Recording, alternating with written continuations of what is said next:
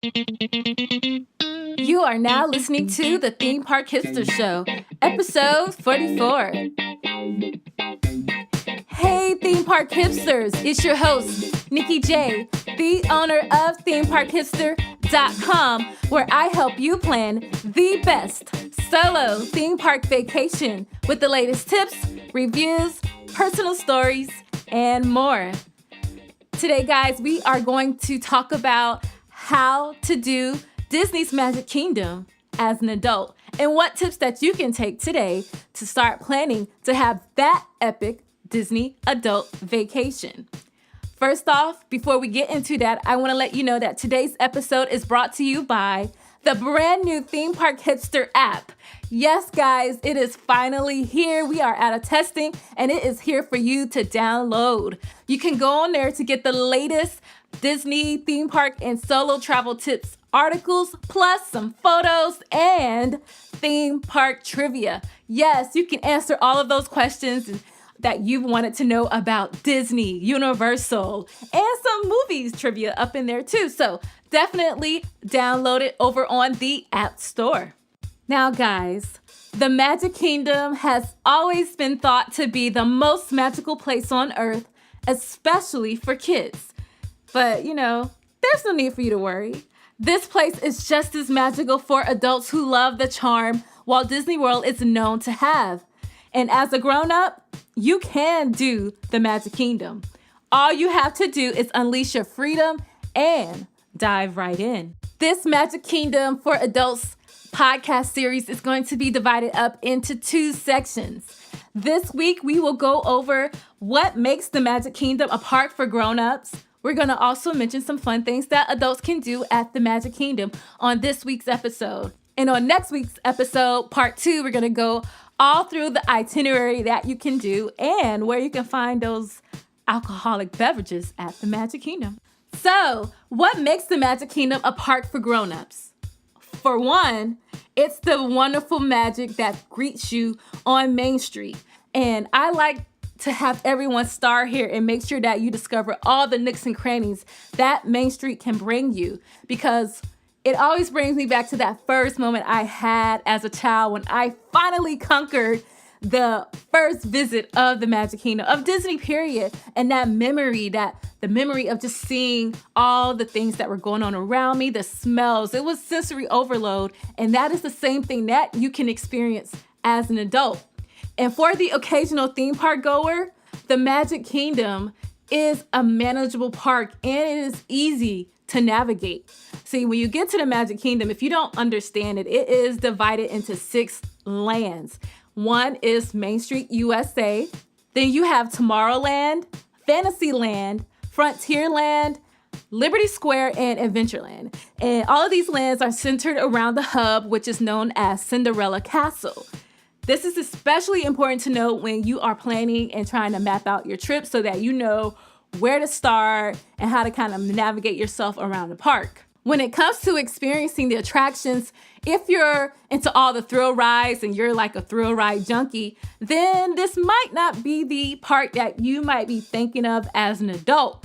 But if you are an adult who likes to mix up, those moderate thrills with a more relaxed moment that you like to chill out in the park or get on some thrill mixed with some parades, mixed with some slow, dark rides, then the Magic Kingdom is the number one park that you must visit as an adult. You can start your trip off by walking through the shops on Main Street, like I mentioned before. That is always a good place to start. And the next thing you can do is to grab one of your favorite beverages at the Starbucks, which is also on Main Street, USA. I like to go there and get my little Harry Potter inspired butterbeer concoction that I kind of found online, and I have them make it there. But, we're at Disney, so maybe we'll leave Harry Potter at Universal for now. But once you grab your drink, go sit outside Casey's Corner and overlook the castle. Just think, I'm here. It's the Magic Kingdom, and I'm here, and I'm an adult, so let's do this. And while you are looking at the Magic Kingdom in a daze, go over your itinerary for that day and take a few pictures to set off your trip.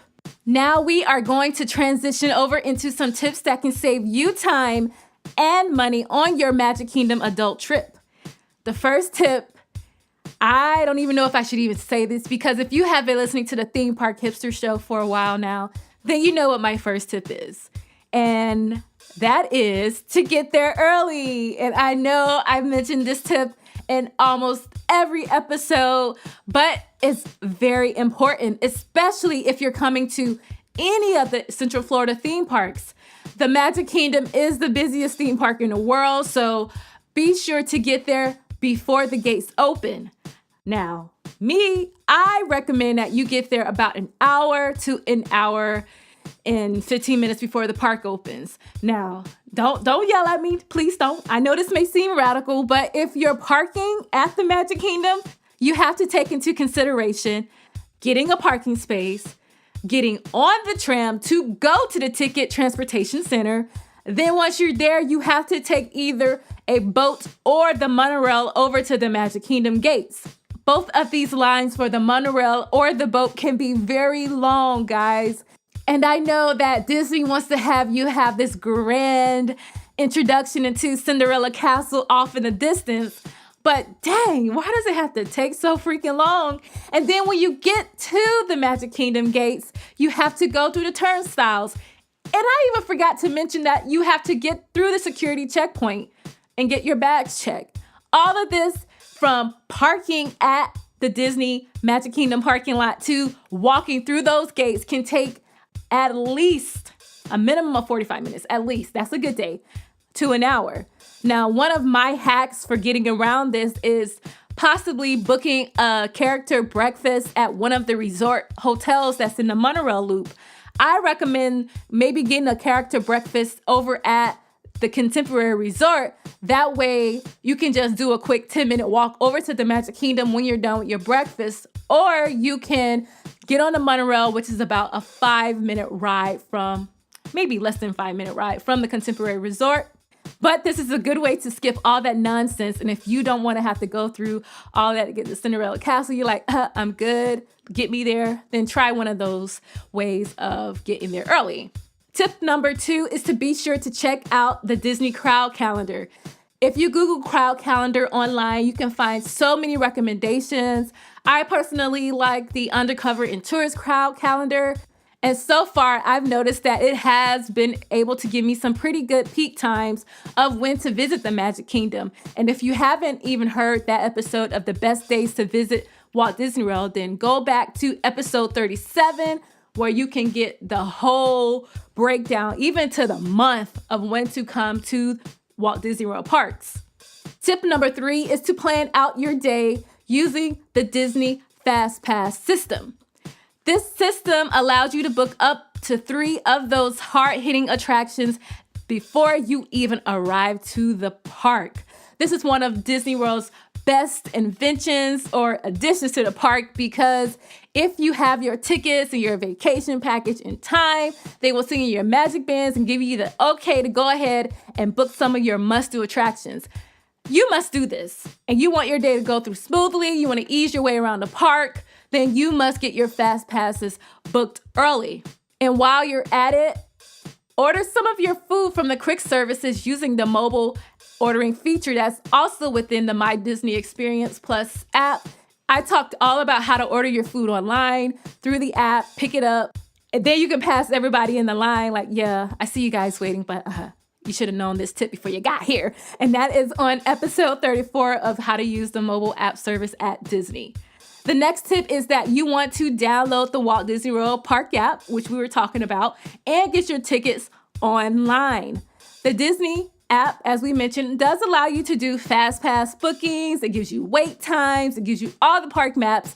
So you can even look at this app before you get here, kind of get a feel of what the park is like, what it's going to offer. That way, when you're there, you need to look up something really quick. You're not trying to scramble, like, I don't know how to use this app. Also, when you book your tickets online, places like Undercover Tourist, they can get discounts, a small discount for you just to help you save some money. I also recommend using Disney authorized vacation planners. And if you don't know that, you can listen to that episode. I'll link that in the show notes, where I had Laura from Destinations in Florida And she talked about having someone who is what they call earmarked by Disney, who can help you plan your trip from step 1 to all the way to step 100. Whatever steps you need to have the best trip ever. Laura at Destinations in Florida can do it, and they don't even charge you. So that's like a great deal for you guys to use.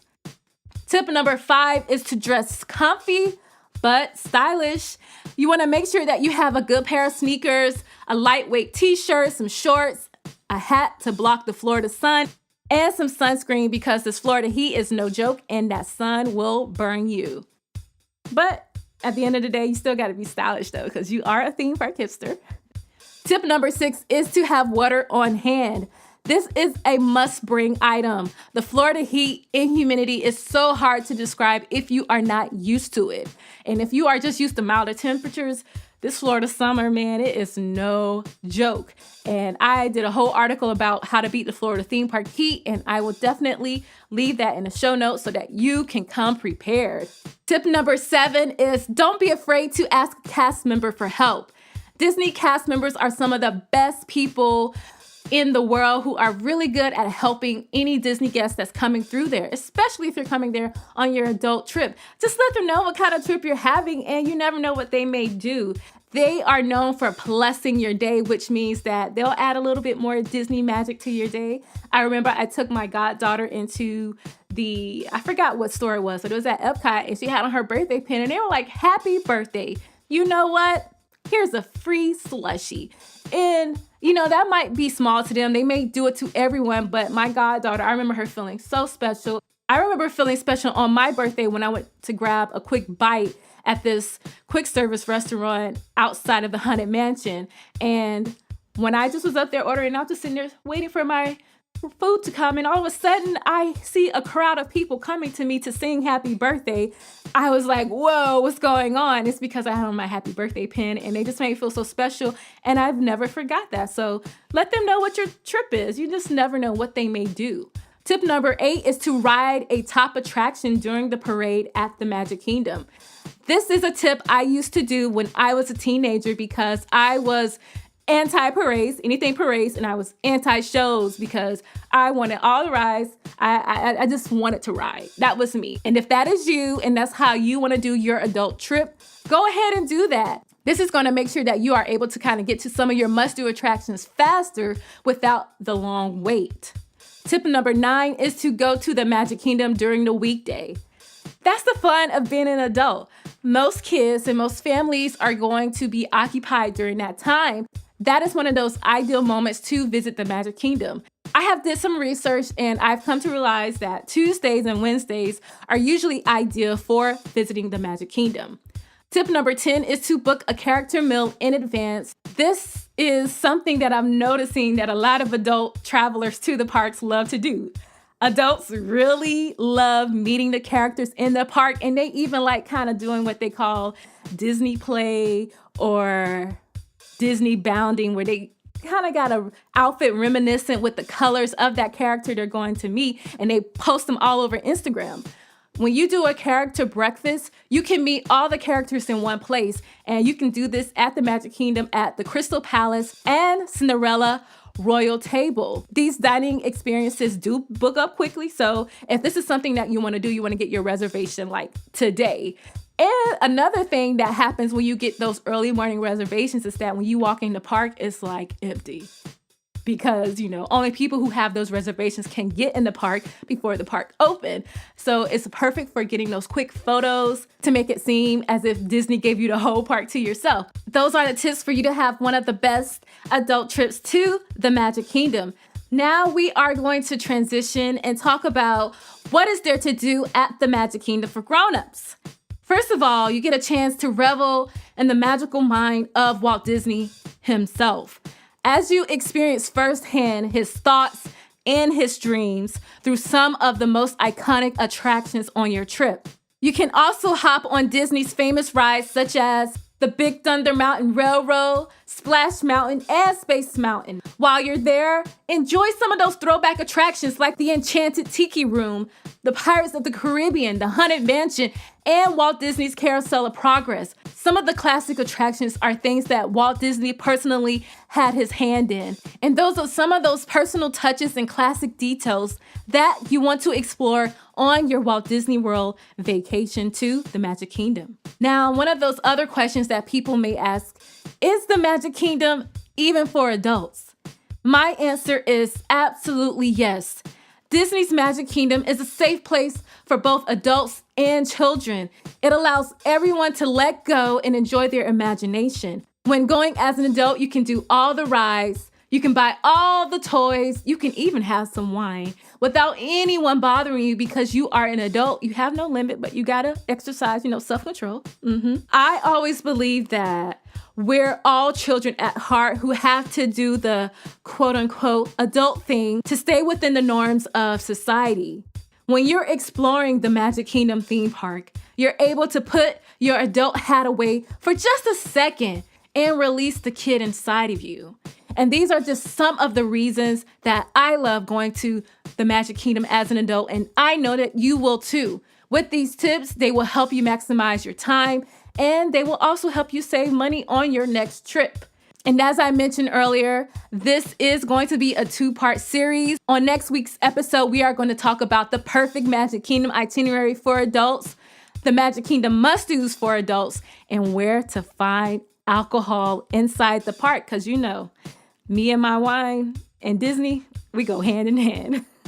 Now, if you're thinking about going to the Magic Kingdom for your adult trip, or if you have any questions, don't forget to go ahead and download the Theme Park Hipster app. Start a forum question, start a group discussion over there on the app. Let's talk, let's chit chat. I want to know what you guys are feeling. Also, be sure to rate and review this week's episode of the Theme Park Hipster Show. Your reviews and your ratings help others find the Theme Park Hipster Show and can allow me to keep bringing you weekly content. Thank you so much for taking the time to listen to the Theme Park Hipster Show. And I want you to know that you are my friend and you are my family, whether you know that or not. And until next time, happy park hopping hipsters.